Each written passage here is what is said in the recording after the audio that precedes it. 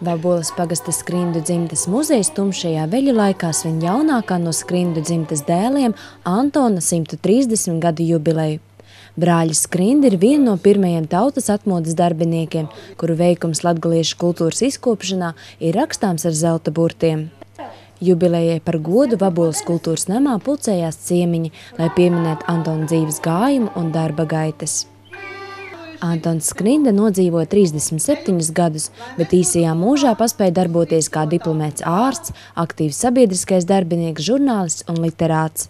Antons Skrinda rakstījis pirmajām latgaliešu avīzēm Gaisma un Driva, izdevis pirmo latgaliešu dzejas antoloģiju un folkloras krājumu, kā arī bija pirmās latgaliešu rakstu valodas mācību grāmatas autors un teātra pamatlicējs Latgalē. Un Antons Skrinda bija viens no pirmajiem latgalīšu kultūras menedžeriem, ja tā var sacēt. Viņš bija tas, kurš nūsadarbojās kopā ar Amaliju Bžežinsku, Daugavpils kopūs apglobotu aktriseiti, ar tādām lītam, kā organizēt, sasaukt, dabot naudu, norganizēt, vīsizrodis. Varbūt dzējuliešus rakstēt nav nemaz tik grūši, kā sadot izdot gromotu. Antons Skrinda vēl dzējodam Šveicā rakstējās ar Raini.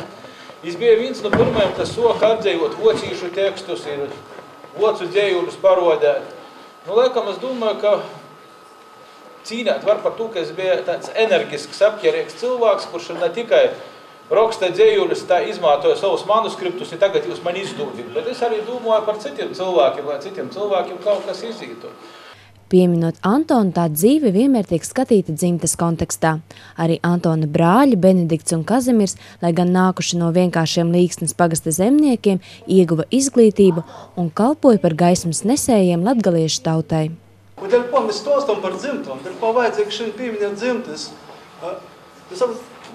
Ne tikai, lai vienkārši zinotu, kas tur bija, kur te darīja, kur brauca, tas ir rūškerīgs. Svarīgais ir cits, ja, ka mēs caur šam dzimtam saucam pazēt viesturi, ja.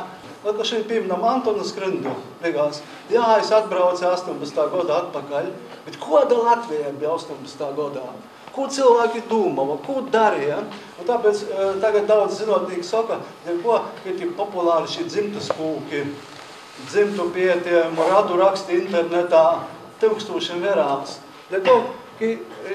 Tā tikai to konkrētu cilvēku uzzina, bet ir mēģināja saprast, ko mana babine dzēlava, kur ei go, ko ei veikalā, tur kāda veikalā, kas ei kaimiņus dzēlava, bet tas nav vienkārši viens īstoties kaut kāds mīts zemjā, bet ir aplēk, bešpilnēk, ja, kur dzēbs ir vinnojās. Šobrīd Skrindu muzejs, lai apzinātu dzimtes vietējos pagastos, realizē projektu Muna sāta, Muna dzīve, kurā izmantojot fotofiksācijas metodi tiek dokumentēta informācija par lauku sētām Līksnes Romas katoļu draudzes teritorijā, izceļot vērtīgākos apbūves kompleksus un iepazīstot arī tās mājnieku dzīves stāstus.